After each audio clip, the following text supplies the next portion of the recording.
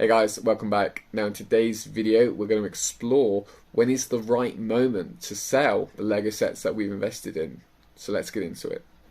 Ideally, as LEGO investors, we want to make the most money from our sets, but we actually want to keep them for the smallest amount of time as possible.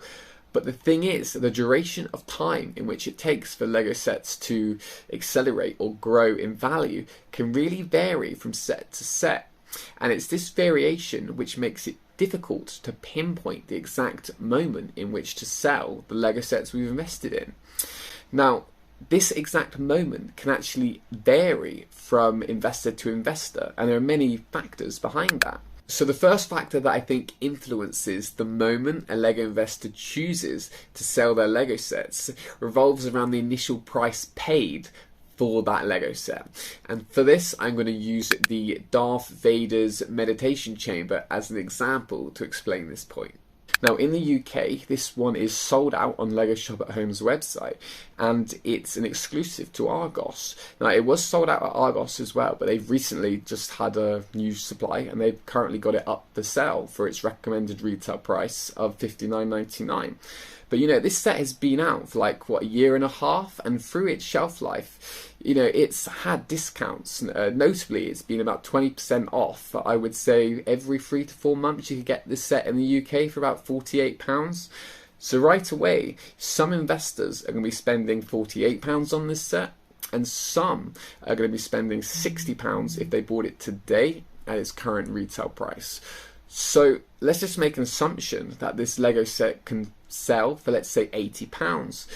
You're going to bet yourself that a lot more of the LEGO investors that spent £48 on the meditation chamber are going to pick that moment in which it's appreciated to £80 as the moment to sell, whereas a much smaller number of LEGO investors that paid the retail price for the meditation chamber are going to pick the moment, let's say it gets to £80 as the moment to sell.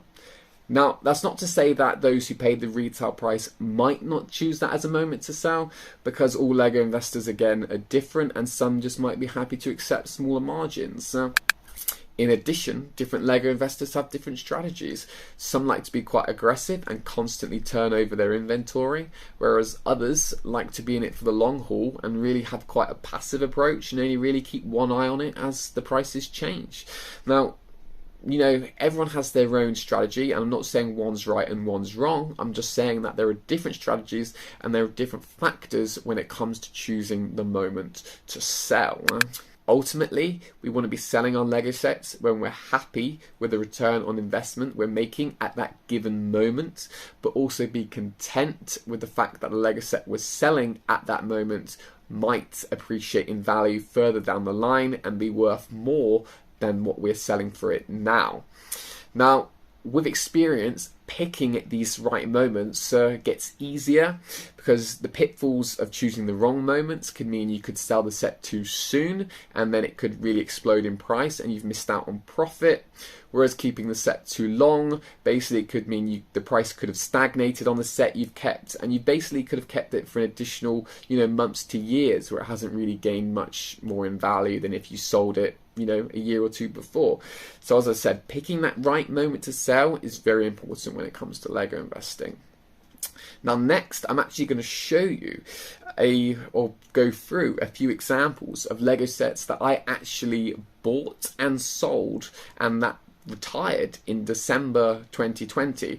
So as I said, so these are sets that retired at the end of the calendar year 2020, sets that I bought throughout the year in 2020, but sets that I sold in December 2020.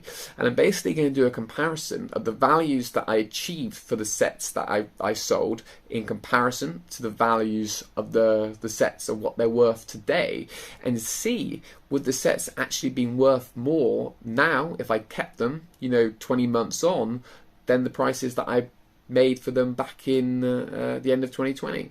So let's get into that next. Now, we all know as LEGO investors that LEGO sets increase in value once they retire. That is no secret. That's why we're all in the game.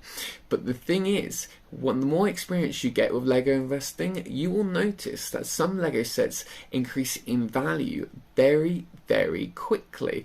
to what it can feel like overnight sometimes. These Lego sets can almost like double in price. And I mean, it can be crazy fast. And it's this crazy increase in price is what I refer to as the Lego FOMO bump. And that is people who suddenly pay a price point premium because they fear they're going to miss out on the set.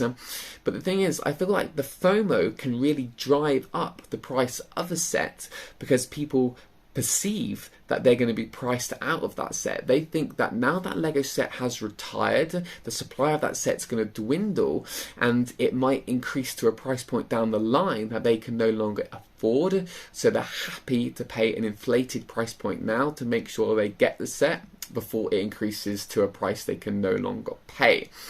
And it's that increase in price which I call the FOMO bump. Now, this FOMO bump can be a great window for us as Lego investors to quickly make some rapid gains on our Lego sets. Now, as I mentioned previously, I'm going to run through now several examples of some sets that I sold in December 2020. So let's get to that next. Okay, so to begin with, we're going to look at the Idea Steamboat Willie set. Now, this was a set that was exclusive to John Lewis in the UK. It was a set that I paid £64 for. I got it in one of John Lewis's 20% off offers. Well, I say 64, I actually got it nearer 60 because I got it for, reduced gift cards as well. But the main deal was retail 80 and you could get 20% off if you spent £200. I actually sold this set back in eBay 2020, December 2020 for £105. I was very happy with that, with a final value fee offer. That was a quick £40 return on investment after a couple month hold, so I was very happy. And if we look on the current prices today on eBay, scrolling up and down here, I think you'd be quite generous to say as an average it'd probably be worth about £100 now after fees. So just on that first example alone, if I decided to hold on to this set for an additional 20 months now in August 2022, I would actually probably made about £5 less, and it wouldn't have been a smart decision. So that's just one example how keeping the set for a longer duration of time has not necessarily, correlated to increased value. So the next sets we're going to look at is a few Harry Potter sets. Now we're going to look at the Harry Potter Quidditch match first. Now this one I also got from John Lewis. This set retailed for £35 in the UK. It was reduced on John Lewis to £21. Price matched game who had it for £21, and I again got it on a 20% off deal, and with the gift cards meant I paid for about £17 for this one. Now at the time in December 2020 I sold it for £45. This one had a great increase in price straight away, and I was very happy with that considering I paid about £17. Now if we head over to eBay, again looking at the average values, you can see up and down here, I would say on average you're probably going to get about £45 if you sold it today. So again, despite if I decided to hold on to this set for an additional 20 months, I wouldn't have actually gained any more than what I sold it for back in December 2020. Wouldn't have lost anything, but I wouldn't have gained anything more either. So anyway, let's move on to the next Harry Potter set. Now this was one featuring the Hungarian Horntail and basically a Triwizard Cup scene. This one retailed at $29.99 in the UK, but it was very readily available, always at a good discount, and I actually got a few of these, I think for about 22 to 24 on Amazon, quite near the end of their life, and I sold them in that initial FOMO bump period for £45. Again, after fees, it was a quick £20 profit, near about 80% return on investment. I was very pleased. However, if I decided to hold on to it for a bit longer and sold it today, again, looking up and down on eBay here, it's really probably, if you're generous, to say it'd be worth about £35 on average. So again, holding on to the set for a longer period of time would not have been in my best interests, and I would have actually lost £10 there if I decided to hold on to it. Then on to the last Harry Potter set. It's the Harry Potter Rise of Voldemort set. Now this one was a retail 20 in the UK. I got quite a few of these from Amazon for £10 throughout the year, and that was a price match of B&M, who had it for £10. Now for this one, I sold it in December 2020 for £25. I was really pleased at that, since I only paid a tenner. You know, great return on investment for little hold. Now again, if we head over to eBay, looking at the average prices, I would say this one now would be worth approximately probably about 30 on average if you sold it today. So for that one, I would have made an additional value if I did hold on to it for that additional 20 months. But you know, it's an extra £5. Would it be worth holding on a set for 20 months to make a £5? In my opinion, no. So I'm still very happy that I decided to sell them back when I did in December. Okay, so we're off Harry Potter now, and let's head over to Minecraft. Only 2 sets to go. We're going to look at the Chicken Coop. Now this was set number 21140, had a retail price in the UK of 20. I got this one on Amazon for £10. It was available on Amazon in the UK very frequently for £10. I think you had to buy like 2 or 3 minimum to be able to buy it, but it was available for like a long duration of time. I sold it in December 2020 for £25. Again, I was very pleased with that initial jump in value and the return on investment I netted there. But if I wanted to sell it in today's market, August 2022, you're looking at average value on eBay, I would say approximately about £25. So nothing lost, nothing gained, but again, it's an additional 20 months and I wouldn't have gained anything, so I would say I was right to sell it again in December 2020. Now let's move on to the last set I'm going to look at here as an example, and the last set is going to be the Star Wars A-Wing 75248. Now this set in the UK had a retail of £24.99. I bought this set, I think I got it from Sainsbury's, I think it was like a third off, it was like £16.66 or something like that.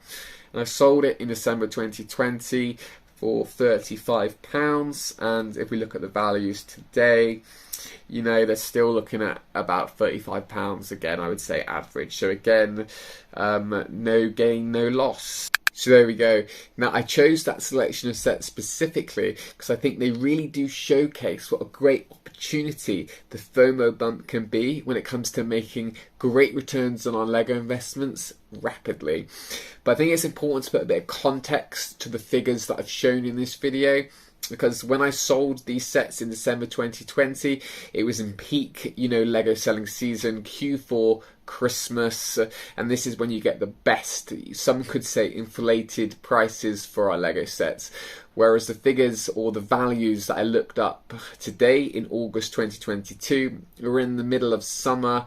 You know, summer shopping season is not the best for selling Lego. Combine that with the fact we're in a cost of living crisis right now.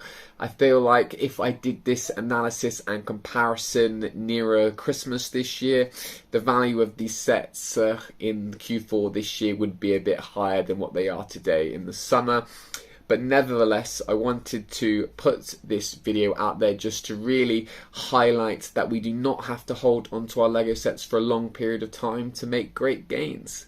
So there you go. Now I hope you enjoyed the video today. Now if you have a different approach to mine, which is quite aggressive, and as I said, I do like to turn over my inventory quite quickly, let me know in the comments if you're more of a long holder and keep one eye on it as a passive investor. But anyway, hope you enjoyed the video and I'll see you soon.